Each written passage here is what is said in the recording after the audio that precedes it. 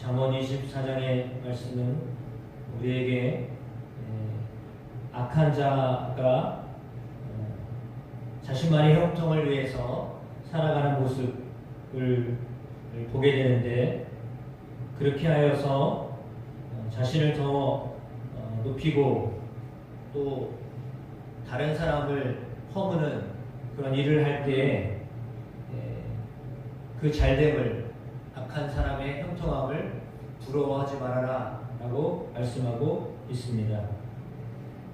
자기만을 세우고 남을 허물려고 하는 그 악인을 멀리하라고 경고하고 계십니다.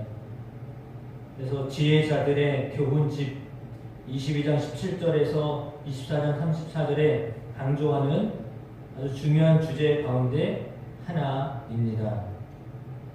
1절에서 10절까지는 그럼 무엇으로 세워야 되는가? 우리는 지혜로 집을 세워야 한다라고 말씀하고 있습니다. 3절 말씀이죠. 집은 지혜로 말미암아 건축되고 명철로 말미암아 견고하게 되며, 5절 말씀에 지혜 있는 자는 강하고 지식 있는 자는 힘을 더하나니, 6절에 너는 전략으로 싸워라 승리는 지략이 많음에 있느니라 라고 했습니다. 독단적으로 하지 말고 함께 지혜를 모아서 감당해야 특별히 전쟁 같은 경우는 승리할 수 있다라고 하는 것을 말해주고 있습니다. 그 지혜는 미련한 자가 미치지 못합니다. 그리고 그 미련한 자는 성문에서 입을 열지도 못합니다.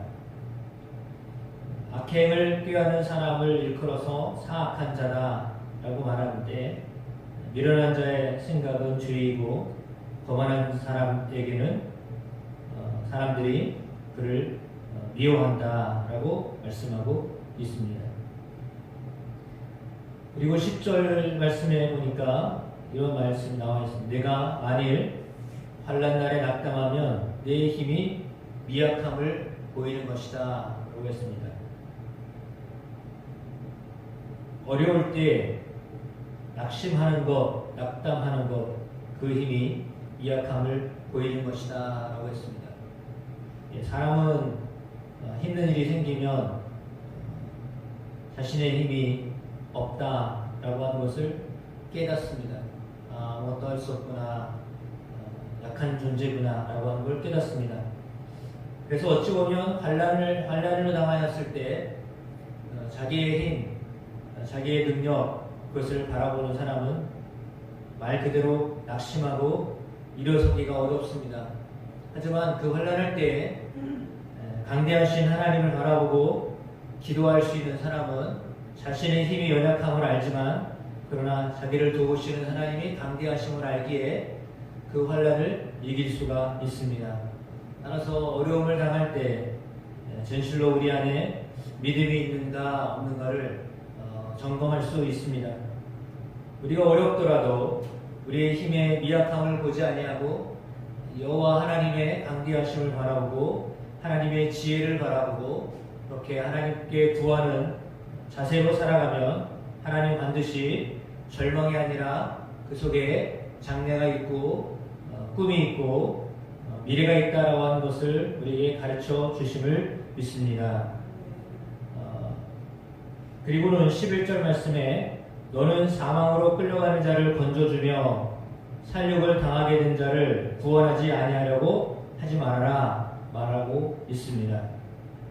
힘든 사람을 말하겠죠. 사망으로 끌려가는 자, 살육을 당하게 된 자, 그들을 건져주어야 된다, 구원해내라 라고 말합니다. 만약에 그것을 알지 못하였다 라고 할지라도 그 마음을 저울질하시는 내 영혼을 지키시는 이가 어찌 알지 못하겠느냐, 각자 그 사람의 행위대로 모험할 것이다 라고 했습니다. 그러니까 힘든 사람, 어려운 사람, 마치 이 사망으로 끌려가는 사람처럼 보이는 사람들을 보았을 때에 그냥 지나치지 말아라 라고 하는 것입니다. 그들을 잘 도와라 라고 말합니다.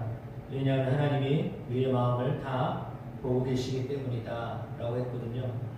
따라서 어렵고 힘든 사람들을 그저 그냥 보지 아니하고 그들을 향하여서 손을 내밀고 또 그들을 살려주는, 그들을 살리는 일에 쓰임받는 여러분 삶이 되기를 주님의 이름으로 축복합니다. 13절 말씀에는 꿀을 먹어라 이것이 좋다, 송이꿀을 먹어라 이것이 내 입에 달다, 지혜는 마치 이와 같다 라고 말씀하고 있습니다. 지혜가 내 영혼의 이와 같은 줄을 알아라.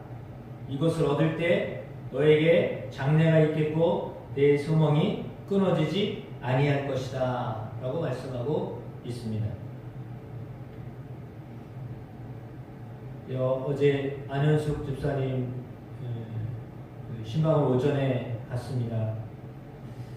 교회를 다니면서 변화가 있었는데 그 변화는 전에는 이렇게 상당히 부정적인 생각 가지고 희망이 없었는데 지금은 희망이 생겼다, 그런 고백을 하는 걸 들으면서 그래도 시간이 지나니까 믿음이 생겼구나 라고 하는 것 때문에 사실 되게 안타깝고 그랬는데 한편으로는 참 감사했습니다.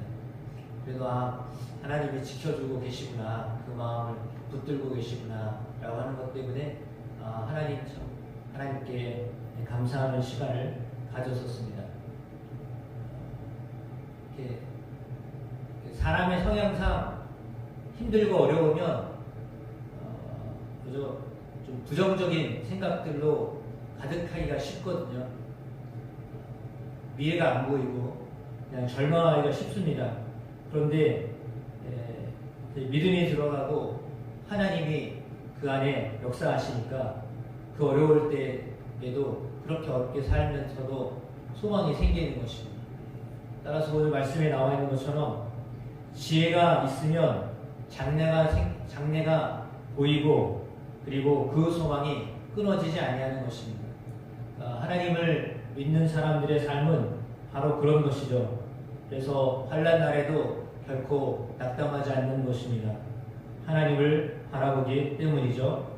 그래서 16절 말씀에 대저 의인은 7번 넘어질지라도 다시 일어나려니와 악인은 재앙으로 말미암아 엎드러지느니라 라고 말씀하고 있습니다.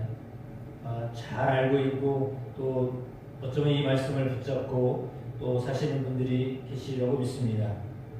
7번 넘어지는 일이 생겨도 또다시 일어나게 하시는 하나님을 믿는 것입니다.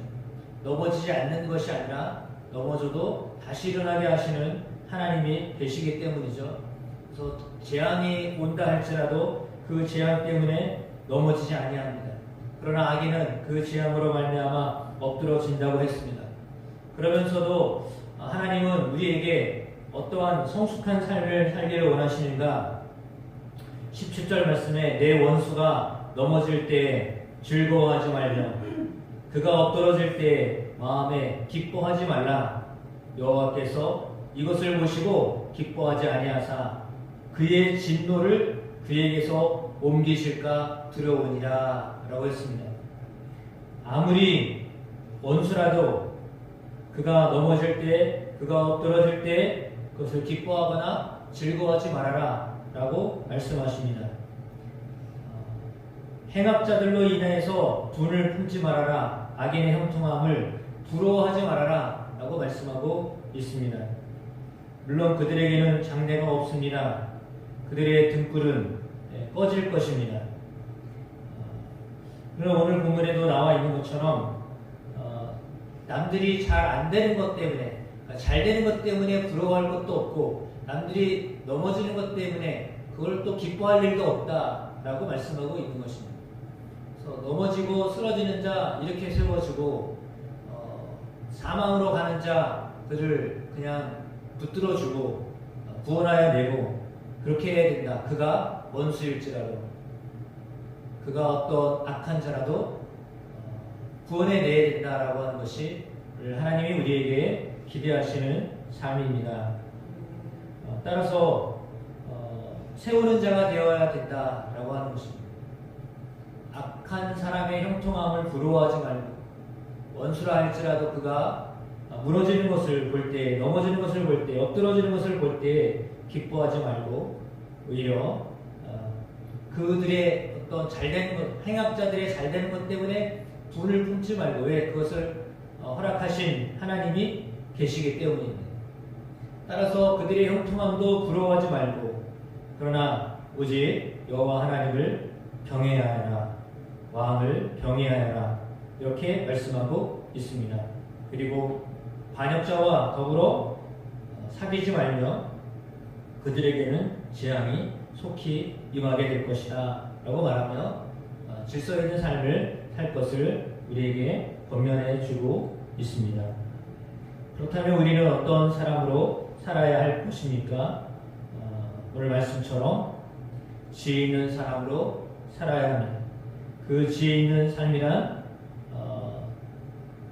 구원해내고 세우는 삶입니다. 넘어지는 자 붙잡아주고 일으켜 세워주는 삶입니다. 그렇게 살라고 오늘 우리에게 말씀하고 계십니다. 물론 그렇게 우리를 붙들고 계시기 때문입니다. 하나님, 우리가 넘어질지라도 7번 넘어질지라도 다시 일으켜 세워주시는 분이 하나님이시기 때문입니다. 우리가 어찌 보면 하나님께서 보실 때 온전하지 못하고 완전하지 못하고 합당하지 못한 그런 모습이 있었다 할지라도 우리가 하나님을 향하여 다시금 손을 내밀고 하나님께 도움을 요청하면 하나님은 우리가 도움을 요청하는 것 때문에 하나님 우리를 붙드십니다. 설령 우리가 죄를 지었다 할지라도, 설령 우리가 하나님 앞에서 온전하지 못한 삶을 살았다 할지라도 하나님을 향하여 구원의 손길을 이렇게 내밀면 하나님이 됐어 이렇게 하지 아니하시는 하나님이십니다. 그래서 그 하나님을 온전히 신뢰함으로, 하나님을 경외함으로 살아갈 때 또한 역시 우리가 이 땅을 살아가면서 다른 이들을 향하여서도 어떤 마음으로 살아야 할지를 오늘 우리에게 가르쳐주고 있습니다. 따라서 어찌 보면 우리는 소인배로 살아가는 사람이 아니라 대인배로 살아가는 사람으로 하나님 우리를 만들어 주실 줄로 믿습니다. 그래서 우리의 마음을 넓게 하셔서 힘들고 어려운 사람, 그가 어떤 사람이라도 그를 세워주고 이렇게 세워주는 일에 쓰임받게 되는 여러분의 삶이 되기를 주님의 이름으로 축복합니다. 진심으로 축복해주고 사랑하고 구원해내는 일에 귀하게 쓰임받는 모든 성도들이 되기를 주님의 이름으로 축복합니다. 기도하겠습니다. 하나님, 오늘 말씀을 통하여서 우리에게 교훈하여 주시니 감사드립니다. 이 말씀대로 살아갈 수 있도록 도와주옵소서. 예수님의 이름으로 기도합니다. 아멘.